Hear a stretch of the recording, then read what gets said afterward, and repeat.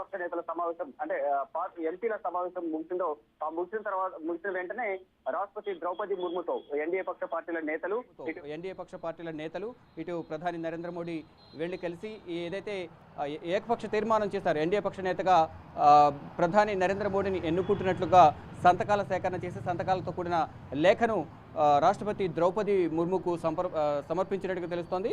మరోవైపు ఈ రాష్ట్రపతి భవన్లోనే 9వ తేదీన ప్రధానమంత్రిగా భారత ప్రధానిగా మూడవసారి నరేంద్ర మోడీ ప్రమాణ స్వీకారం చేయబోతున్నారు. సాయంత్రం 6 గంటలకు దానికి సంబంధించి కూడా నూతన ప్రభుత్వాన్ని ఏర్పాటుకు ఆహ్వానించాల్సిందిగా దానికి అనుమతి ఇవ్వాల్సిందిగా ఇటు రాష్ట్రపతి ద్రౌపది ముర్మును కూడా వారు కోరినట్లుగా తెలుస్తోంది. ఇటు ద్రౌపది ముర్మును కలిసిన అనంతరం ఇటు ఎల్కే అద్వానీ, మురళీ మనోహర్ జోషి, మాజీ రాష్ట్రపతి రామ్నాథ్ కోవింద్లతో కూడా ప్రధాని నరేంద్ర మోడీ కలిసి మర్యాదపూర్వకంగా కలిసి వారితో ఇష్టాగోష్ఠిగా కొంచెం చర్చించారు. వాళ్ళు కూడా మూడవసారి ప్రధానిగా ఎన్నికవడం చాలా సంతోషంగా ఉన్నట్టు కూడా ఇటు ప్రధాని నరేంద్ర మోడీని ముగ్గురు ఆశీర్వదించారు. మరోవైపు ఈ 10 సంవత్సరాల కాలంలో చేసిన పాలన గురించి కూడా వాళ్ళు మరొకసారి నెమరు వేసుకున్నారు. అంటే వారి మధ్య చర్చలు జరిగాయి. ఇక మూడవసారి కూడా ప్రధానిగా ఎన్నుకోవడం అనేది ఎన్డీఏ పక్ష నేతగా ఎన్నుకోవడం ఎన్డీఏ కూటమి నేతలందరూ సంతోషంగా ఉన్నట్టు కూడా వారందరూ ప్రధాని నరేంద్ర మోడీకి కితాబిచ్చారు. మొత్తం 293 మంది ఎంపీలు సంతకాలతో కూడిన లేఖను రాష్ట్రపతి ద్రౌపది ముర్ముకు సమర్పించిన అనంతరం ప్రభుత్వాన్ని ఏర్పాటు చేయడానికి ప్రధానిగా నరేంద్ర మోడీని అందరం కలిసి ఎన్డీఏ కూటమికి సంబంధించిన నేతలందరూ ఎన్నుకున్నారు. కాబట్టి ప్రధానిగా నరేంద్ర మోడీని ప్రమాణ స్వీకారం చేయడానికి నూతన ప్రభుత్వాన్ని ఏర్పాటు చేయడానికి ఆహ్వానించాలంటూ కూడా రాష్ట్రపతి ద్రౌపది ముర్ముకు లేఖ సమర్పించినట్లుగా కూడా తెలుస్తుంది. అంటే మధ్యాహ్నమే కలిశారు కాబట్టి ముందుగా సమావేశం ముగిసిన తర్వాత సాయంత్రం 7 గంటలకు కలుస్తారంటూ కూడా ప్రచారం జరిగింది. కానీ మళ్ళీ కలుస్తారా లేదనేది అధికారిక ప్రకటన అయితే ఇప్పటివరకు రాలేదు. మధ్యాహ్నమే ఈ ఎన్డీఏ కూటమికి సంబంధించిన ఎంపీల సమావేశం ముగిసిన వెంటనే వెళ్ళి రాష్ట్రపతి ద్రౌపది ముర్మును కలిసి ఆ సంతకాలతో కూడిన లేఖను సమర్పించి ప్రభుత్వాన్ని ఏర్పాటు చేయడానికి ఆహ్వానం పలకాలంటూ కూడా కోరిన నేపథ్యంలో ఇప్పటికే ముహూర్తం ఖరారు చేసుకున్నారు. రాష్ట్రపతి భవన్లోనే రాష్ట్రపతి ఆధ్వర్యంలోనే రాష్ట్రపతి చేత ప్రమాణ స్వీకారం అనేది ఉండబోతోంది. అదే ప్రధానిగా నరేంద్ర మోడీ 9వ తేదీన సాయంత్రం 6 గంటలకు ఈ ప్రధానిగా నరేంద్ర మోడీ మరికొంతమంది కేంద్ర మంత్రులు ప్రమాణ స్వీకారం చేయబోతున్నారు. శివ, అలాగే ఎన్డీఏ పక్ష నేతలు కూడా ఈ సమావేశానికి హాజరైనట్టు తెలుస్తుంది. ద్రౌపది ముర్మును కలిసినట్టు తెలుస్తుంది. ఇందులో ఎవరెవరు ఉన్నారు ముఖ్యంగా శివ?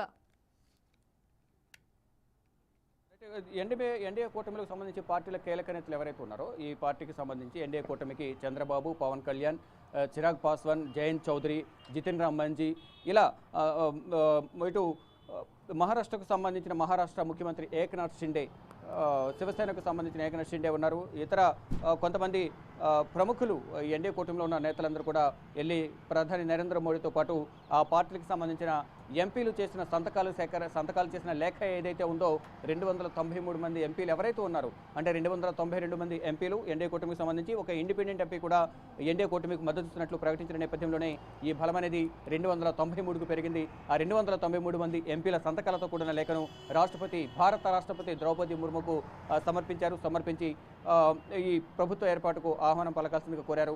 మొత్తం ఇటు చంద్రబాబు, పవన్ కళ్యాణ్, ఇతర ప్రధానితో పాటు వెళ్ళి మరోవైపు ఇటు హోంమంత్రి అమిత్ షా, రాజ్నాథ్ సింగ్, జేపీ నడ్డా కూడా వీరితో పాటు రాష్ట్రపతి భవన్కు వెళ్ళి రాష్ట్రపతిని కలిసినట్లుగా తెలుస్తోంది.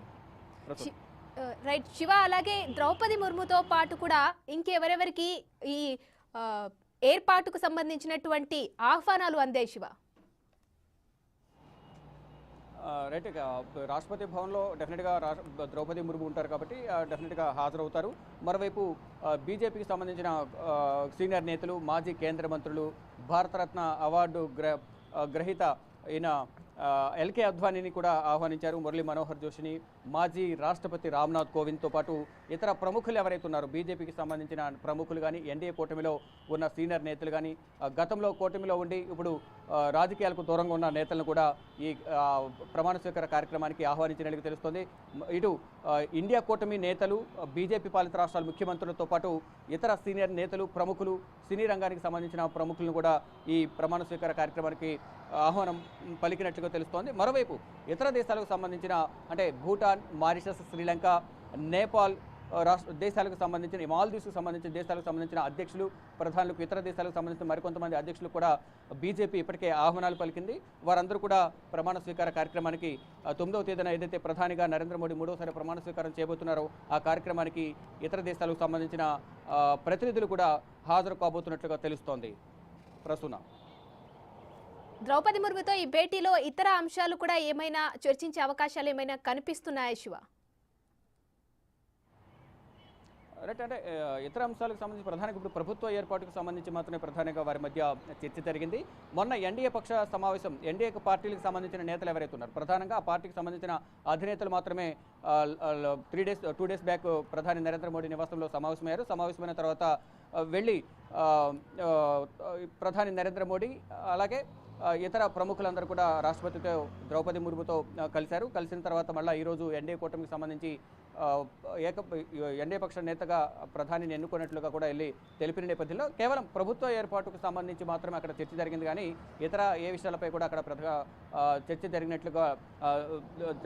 జరిగినట్లుగా లేదు. అక్కడ అంటే ఎటువంటి చర్చ జరగలేదు అనేది ప్రధానంగా మనకు ప్రాథమిక సమాచారం అందుతుంది. కేవలం ప్రభుత్వ ఏర్పాటుకు సంబంధించి తనకున్న బలం గురించి ప్రధానంగా అక్కడ చర్చ జరిగింది. ఎంతమంది హాజరయ్యారు, ఎంతమంది బలం ఉంది, ఎన్డీఏ కూటమిలో ఎన్ని పార్టీలు ఉన్నాయి అనే దానిపై ప్రధానంగా రాష్ట్రపతి ద్రౌపది ముర్ముతో చర్చించి అంటే దాదాపు 22 రాష్ట్రాల్లో ఎన్డీఏ కూటమి అధికారంలో ఉంది. ఆ 22 రాష్ట్రాలకు సంబంధించిన పార్టీలన్నీ కూడా 22 రాష్ట్రాల్లో ఉన్న పార్టీలు, ఆ పార్టీలో ఉన్న ఎంపీలందరూ కూడా రాష్ట్రపతి ద్రౌపది ముర్ముకు కలిసిన సందర్భంలో వారు సపోర్ట్ చేసిన సంతకాలతో కూడిన లేఖను సమర్పించారు. ప్రభుత్వాన్ని ఏర్పాటు చేసేందుకు కావాల్సిన బలం అనేది సుస్థిరమైన ప్రభుత్వాన్ని ఏర్పాటు చేయడానికి కావాల్సిన బలం అనేది మ్యాజిక్ ఫిగర్ దాటి అంటే 272 లోక్సభ స్థానాలను దాటి 293 స్థానాలు ఉన్నాయి. కాబట్టి ప్రభుత్వానికి ఏర్పాటు చేసేంత బలం మాకుంది. కాబట్టి ప్రభుత్వాన్ని ఏర్పాటు చేసే విధంగా అనుమతి ఇవ్వాలి, ఆహ్వానం పలకాలనేది రాష్ట్రపతికి విన్నవించినట్టుగా తెలుస్తుంది. దానిలో భాగంగానే ఈరోజు ఎన్డీఏ పార్టీలకు సంబంధించిన ఎంపీల సమావేశం ముగిసిన తర్వాత వారి నుంచి వారి అభిప్రాయాలు తీసుకున్న తర్వాత అంటే ఈరోజు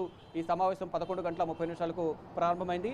ఎన్డీఏ పక్ష నేతగా ప్రతిపాదిస్తూ రాష్ట్రపతి రాజ్నాథ్ సింగ్ కేంద్ర రక్షణ శాఖ మంత్రి రాజ్నాథ్ సింగ్ ప్రధాని నరేంద్ర మోడీ పేరును ఎన్డీఏ పక్ష నేతగా ప్రతిపాదించిన తర్వాత హోంమంత్రి అలాగే ఇటు చంద్రబాబు నాయుడు, జనసేన అధినేత పవన్ కళ్యాణ్, ఇతర నేతలందరూ కూడా ఈ రాజ్నాథ్ సింగ్ ప్రతిపాదించిన ప్రతిపాదనను బలపరుస్తూ కూడా అందరము ఎన్డీఏ కూటమితో ఉంటున్నాము, ప్రధాని నరేంద్ర మోడీని అంటే ఎన్డీఏ పక్ష నేతగా 3వసారి ఎన్నుకునేందుకు మా మద్దతు ఉంటుందంటూ కూడా వారందరూ బహిరంగంగా మద్దతు పలికారు. తర్వాత అందరి ఎంపీల నుంచి వారి పార్టీలకు సంబంధించిన ఎంపీలు ఇటు టీడీపీకి సంబంధించి, జనసేనకు సంబంధించి, బీజేపీకి సంబంధించి, ఏపీకి సంబంధించిన పార్టీలకు సంబంధించిన ఎంపీలందరూ సంతకాలు సేకరణ చేశారు. అలాగే ఇతర 22 రాష్ట్రాల్లోని ఎన్డీఏ కూటమి పార్టీలకు సంబంధించిన నేతలందరి సంతకాల సేకరణ చేసిన తర్వాత ఆ లేఖను రాష్ట్రపతి ద్రౌపది ముర్ముకు ప్రధాని నరేంద్ర మోడీ ఎన్డీఏ కూటమి పార్టీలో ఉన్న నేతలు వెళ్ళి కలిసి ప్రభుత్వాన్ని ఏర్పాటు చేయడానికి ఆహ్వానం పలకాల్సిందిగా